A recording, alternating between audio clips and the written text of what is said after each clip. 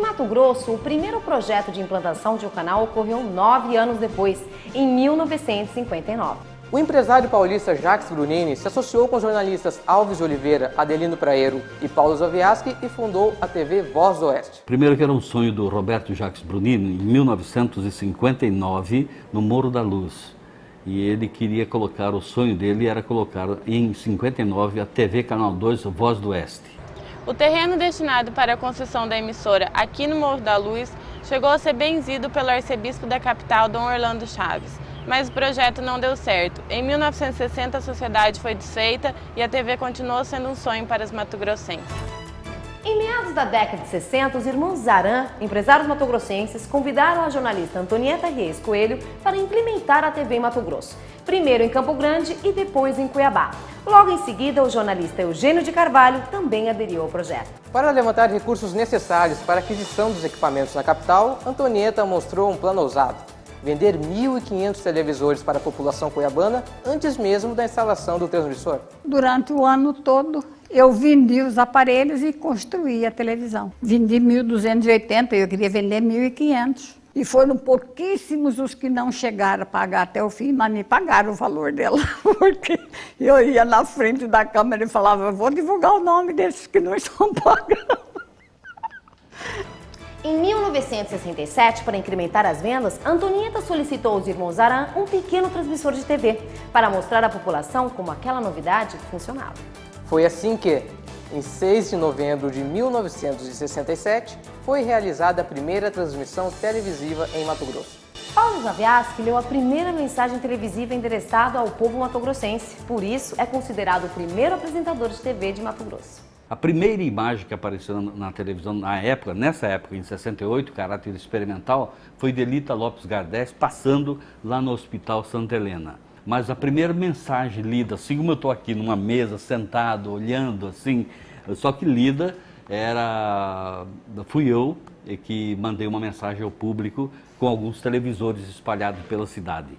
Então, na hora que funcionou, a cidade tinha o quê? Uns 12 ou 15 aparelhos instalados em vários pontos que eles colocaram. Os primeiros tempos de televisão em Mato Grosso não foram nada fáceis. A programação era feita ao vivo, por isso não existem muitos registros.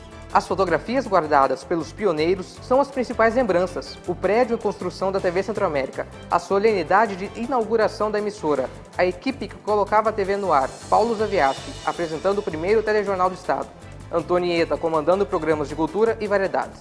As fotografias registram também as primeiras câmeras utilizadas pelos cinegrafistas matogrossenses. A logomarca identificava a TV Centro-América e a missa de celebração do primeiro ano de transmissão em Mato Grosso.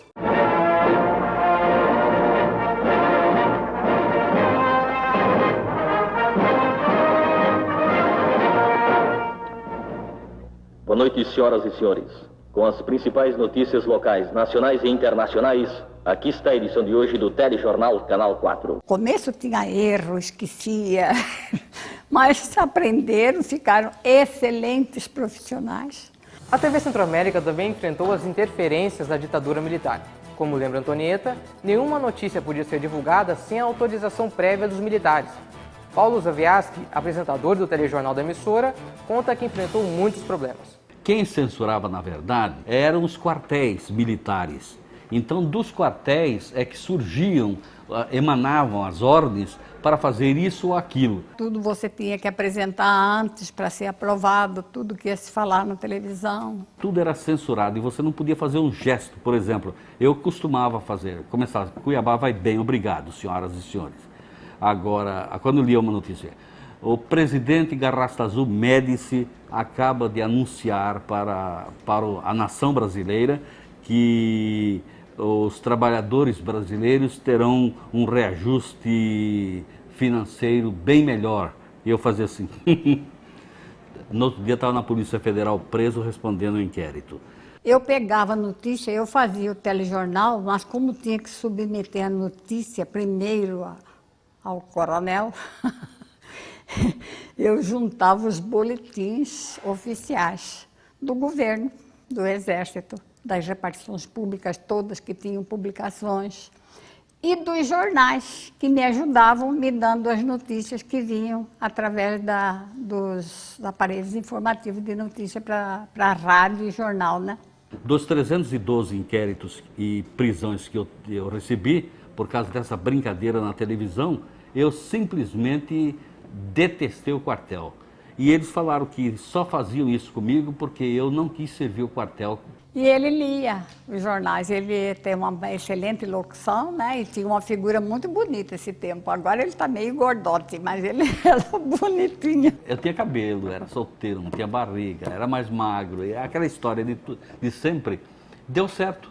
Apesar de todas as dificuldades, nos primeiros 5 anos a TV Centro-América colocou 14 programas no ar, todos eles feitos ao vivo. Em 1974, Antonieta deixou a emissora, Paulo Zaviaski também. Eles não chegaram a conhecer o videotape, uma tecnologia que facilita e muito o trabalho dos profissionais de televisão. Quando eu ia sair da televisão, ele tinha que entrar alguém em 74 no meu lugar.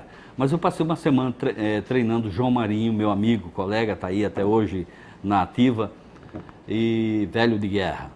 E ele ensinei a falar, olha, você olha para o texto, assim como estamos na televisão agora, você olha para o texto e depois você fala, hoje, senhoras e senhores, estaremos apresentando o sensacional filme longa-metragem intitulado. Ou seja, na hora de ler e mentalizar, você fica em silêncio. E na hora de olhar para a câmera, você fala aquilo que você mentalizou. 3 palavras, 10 palavras, 20 palavras, conforme a capacidade do seu cérebro. Ele olhava assim, hoje, precisamente às 18 horas, nós estaremos apresentando nesta emissora de televisão. Olha, foi a coisa mais gozada que eu já vi na história da televisão brasileira, talvez até mundial. João Marinho, meu querido companheiro. A TV Centro-América no início era afiliada à Rede Record, depois da Tupi, e em 1979 passou a transmitir o sinal da Rede Globo, uma superpotência que começava a despontar no país e que até hoje é líder absoluto de audiência. Para Antonieta, o que se assiste hoje na televisão mato-grossense deixa muito a desejar. A televisão não se tornou a grande ferramenta de transformação social com o que ela sonhava. Eu pensava em televisão, quando eu vim fazer a televisão, eu pensava em televisão como uma coisa especial, que ia ser escola para o meu povo aqui. Porque quando fui para São Paulo, minha mãe era semi-analfabeta, só sabia escrever, olhar no relógio, contar dinheiro, mas não sabia ler. E ela, através da televisão, ela ficava sabendo de tudo que a gente falava. Ela falava, a televisão falou que é assim, assim, assim. Então, eu passei a amar a televisão como uma escola, um veículo de informação, né? Um veículo de união da família, porque reunia a família ali para assistir. E foi nesse intento que eu vim aqui. Eu não vim para ganhar dinheiro e não ganhei mesmo. Mas eu pensava nela assim, né?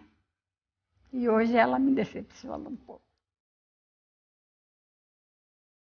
Hoje eu gostaria que pudesse mudar muitas coisas.